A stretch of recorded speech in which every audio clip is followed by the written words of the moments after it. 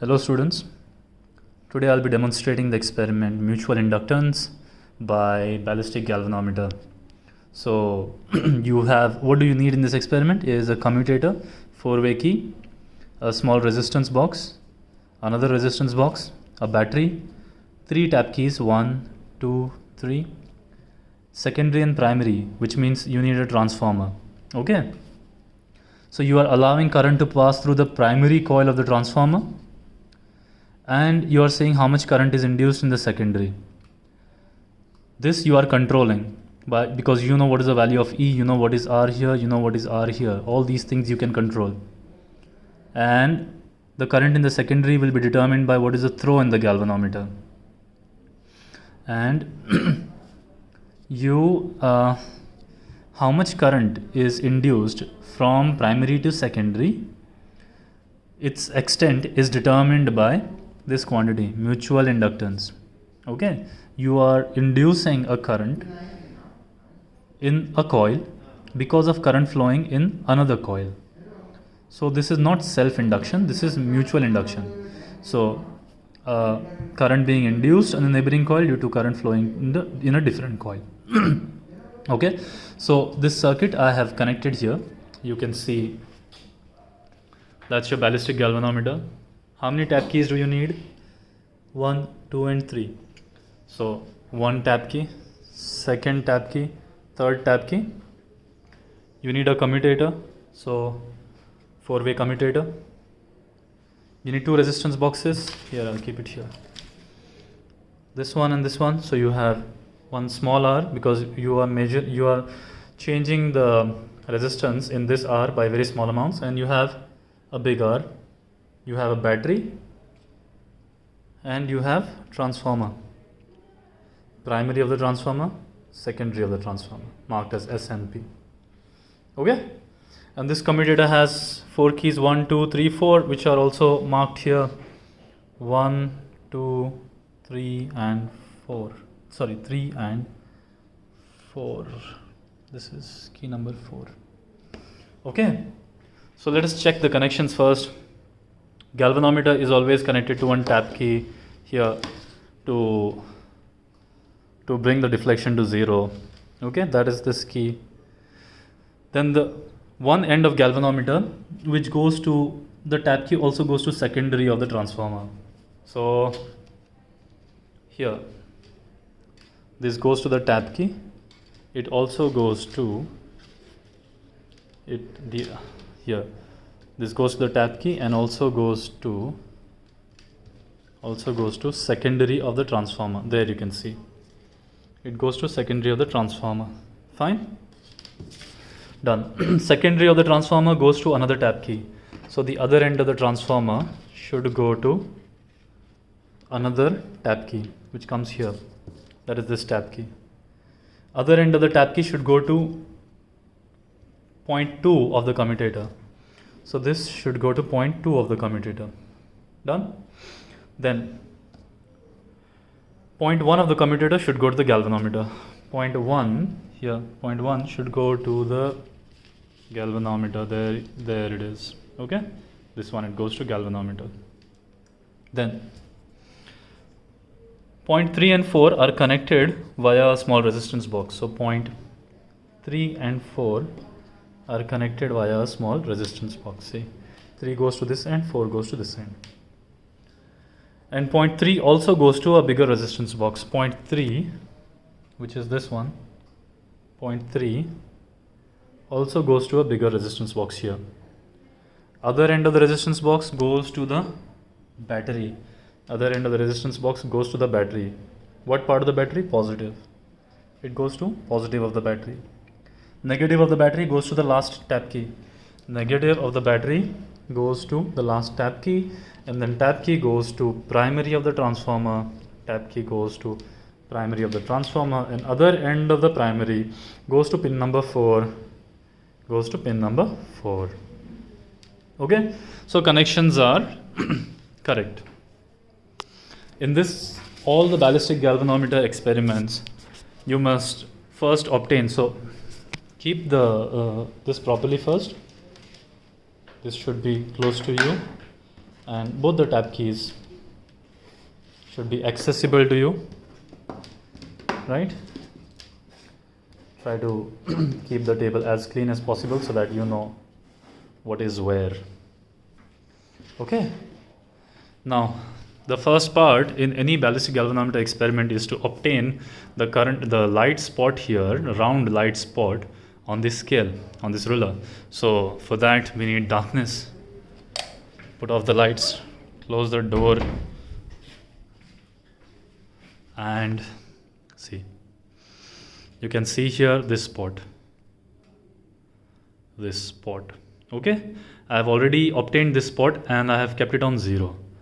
I don't know if you can see it properly, but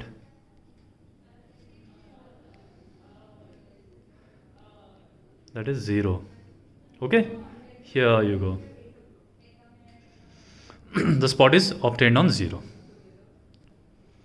So once you have checked the connections, once you have obtained the spot, the first part to do in the experiment is to connect the keys 1 and 2. So points 1 and 2 you will connect, and the other points you will keep open.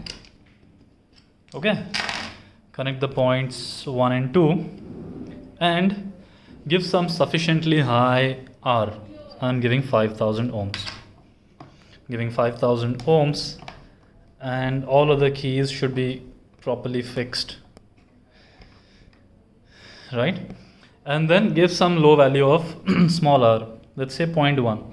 Let's go in steps of 0.1 ohms, 0.1, 0.2, 0.3 and so on. Okay, so do that, and then once you have done that, press key K1 first and then press key K, this key. Okay, first you press K1 then K. So this is my ballistic galvanometer tab key. This is K1 which is connected to the battery. This is K which is connected to secondary. What you have to do is press K1 first and then K and release them both together.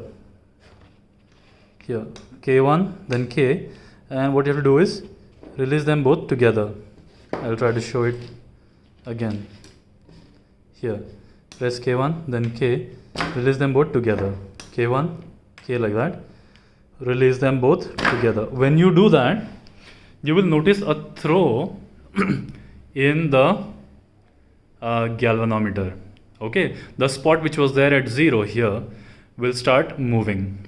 What you have to do is note down the first throw reading and the second throw reading on the same side.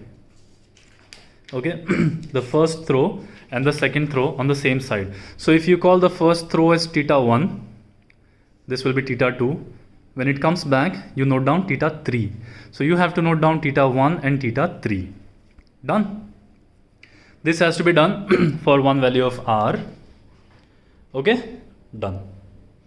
For second part, what you have to do, connect the keys 1 and 3, connect 1 and 3 and 2 and 4. These two keys you connect 1 and 3 and 2 and 4. Once you do that press K1. Okay, press K1 and K2, press K1 and K2, and you should get a steady deflection, which you won't be able to see now. You will get a steady deflection somewhere here or on that side depending on the direction. Let us say you got it here. Note down that as phi. Note down that as phi. So the table that you have used is what you have done is, instead of changing big R, we are changing small r. Keep big R constant, 5000. Small r will change from 0.1, 0.2, 0.3 and so on, which you have the readings in your journal. Theta 1 and theta 3. These will remain same for almost all the readings, but you can take the readings all 10 times also, no problem. So theta 1 and theta 3 you note down. Do these calculations and obtain theta naught. Theta naught is done by this. Theta naught is equal to theta 1 by theta 3 the whole to the power 1 by 4. Okay, from that you will get theta naught. And r, yeah, small r is what you are varying. Small r 0.1, 0.2, 0.3 and so on. R will remain as 5000 for every reading. And you note down the steady deflection. Okay, so in the first part you will have the procedure sent to you.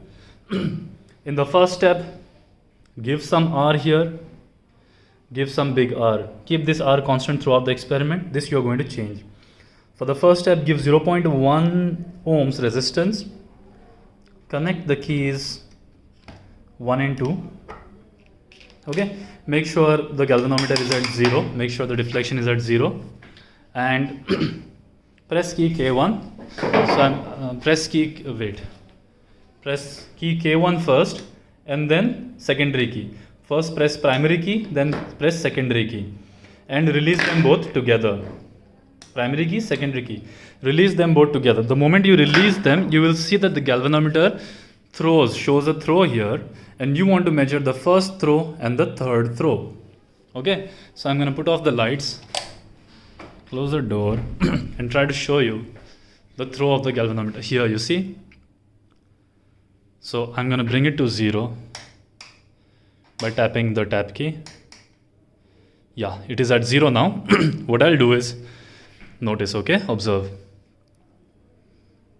I'll press K1 and then I'll press K. Okay, and I'll leave them both together.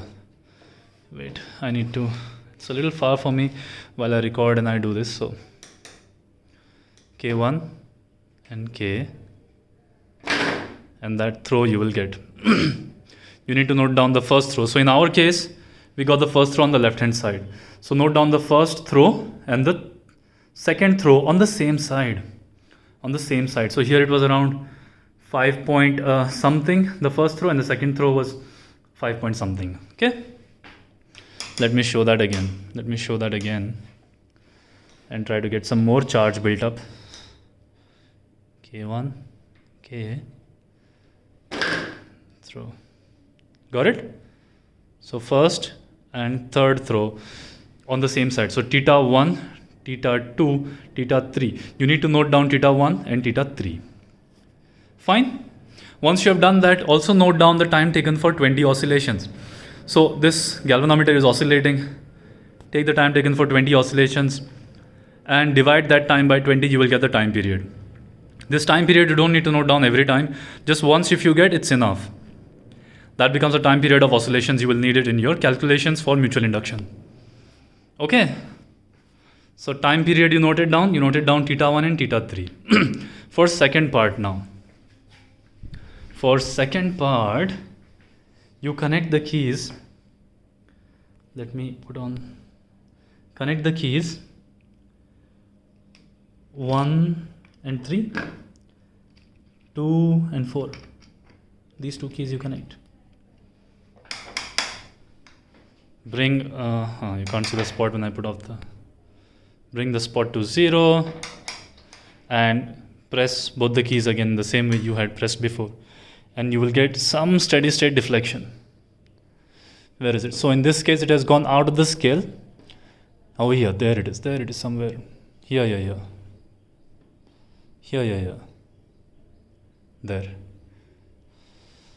It's difficult for me to show, but that steady state deflection you must note down. Here.